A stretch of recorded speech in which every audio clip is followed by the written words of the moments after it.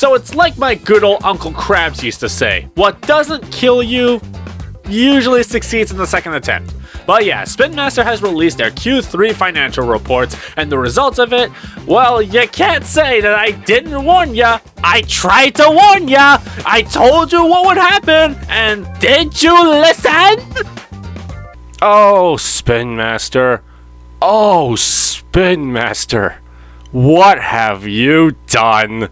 Right, so Spin Master has released their Q3 reports for 2023, and it's here we get to look at the business side of Bakugan. With the release of Gen 3 in stores at a pretty rapid pace, the first two waves would be the time frame of record for the third quarter earnings this year. Now you all know my criticisms of Gen 3. The game itself is absolutely horrid. The advertisement production of content for it is so low budget. The toys are too much like Beyblades and loses what the heart and soul of what made Bakugan popular in the first place.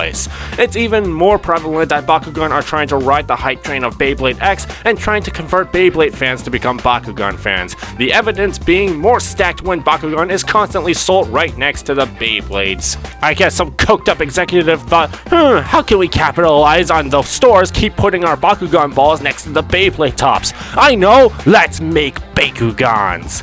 At the end results so far, Bakugan sales are currently declining. Not a great start to Gen 3 so far. Spin Master in their 2023 Q3 reports have revealed the company revenue was $710.2 million, an increase of 13.8% from last year's $624 million. In the 9-month revenue was $1,402.3 million, down 9.8% from last year's $1,554.5 million, but still remaining past the $1 billion mark nonetheless. But the toy gross product sales in the third quarter of 2023 was $678.6 million, an increase from $617.7 million last year. However, in the 9 months since end of September, toy revenue decreased, and why was that? Toy gross product sales decreased by $214.7 million to $1,284.9 million across all categories. Breaking down the table as we always like to do, the Wheels in Action part of their toy revenue increased by $5.9 million to $151.2 million because of the increase in sales for Hexbug and Monster Jam, and partially offset by Bakugan. Geographically, European sales for Spin Master saw a $0.9 million increase to $181.4 million with a foreign exchange impact of $8.5 million. The increase being driven by Gabby's Dollhouse and Billsy, and offset by a decrease in Paw Patrol, Bakugan, What the Fluff, and Purse Pets.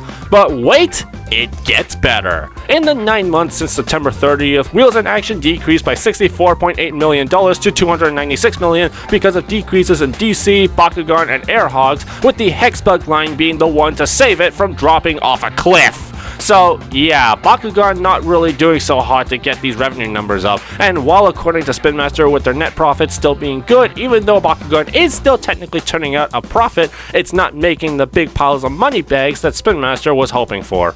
In the toy revenue, North America declined by $187.6 million to $741.5 million, driven by Gabby's Dollhouse, DC, Paw Patrol, Kinetic Sand, Games and Puzzles, Hatchimals, and Bakugan.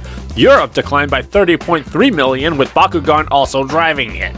And if you thought that's bad, for people who have noticed that the content for Bakugan that they've been putting out involving the YouTube videos and yes, even the anime, it seems Spin Master even slashed the spending budget for producing the content as well, with entertainment capital expenditures decreased by $8.2 million to $13.1 million as a result of lower content development production costs capitalized for Unicorn Academy and Bakugan. Unicorn Academy only just came out on Netflix and you were making such a big deal about it. How did you already slash the budget for it?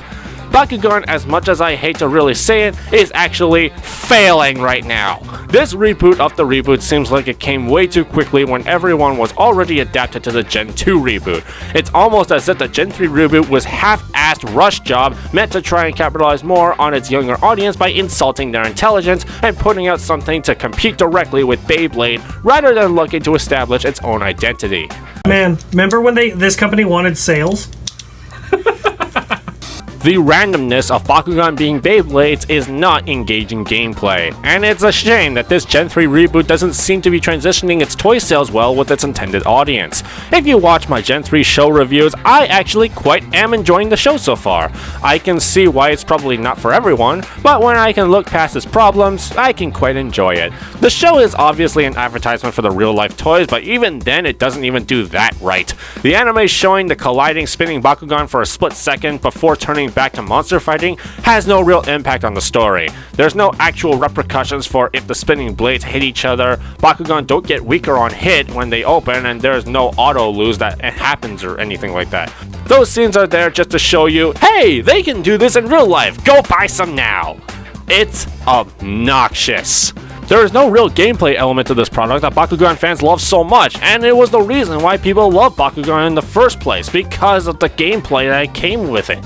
Kids are a lot more smarter than what Spin Master gives them credit for. There is no real incentive for kids to actually buy Bakugan and explore it further. Sure, they'll buy one or two for morbid curiosity, but then they'll realize they can just play Beyblade. And it really doesn't help that there are currently allegations that the Bakugan social media are allegedly deleting negative comments on their posts, essentially censoring negative feedback on this gen. Yikes! Meanwhile, you can look forward to Red Flame coming out, as Louis Chen has leaked the details of that pack, and Bakugan themselves, obviously putting little effort in their content creation evidently, has accidentally leaked a preview of a scene from the next part of Gen 3 show that is coming out in January, depicting Drago and the other Bakugan seemingly being captured and potentially taken away, as Dan and the others helplessly watch on. Keep up with the terrible decisions like these, and I think Spin Master might make the scene real. Between the horrible game that comes with Gen 3, Spin Master admitting to cutting corners and censoring negative feedback allegedly, Gen 3 so far is off on a very rocky start, just as most of us have expected it to be. And Spin Master got no one to blame for this but themselves. Some of the toys are really cool. The show is alright. If Gen 3 didn't exist, I wouldn't have Ventry to admire. I can acknowledge that they actually were trying something unique and different with this franchise, but you know what? When you fumbled the bag so hard with the Gen 2 TCG in exchange for this coked up executive's idea, sometimes things just seem cooler in your head. Don't really have an end card for this. Yeah, Bakugan Gen 3 off to a really slow start, and it's probably only going to get rockier from here with the lack of support and no questions being answered about the gameplay, if they even care about that at all. But if you want to continue supporting the brand as the state as it is right now, then hey, good on you. I hope you enjoy it.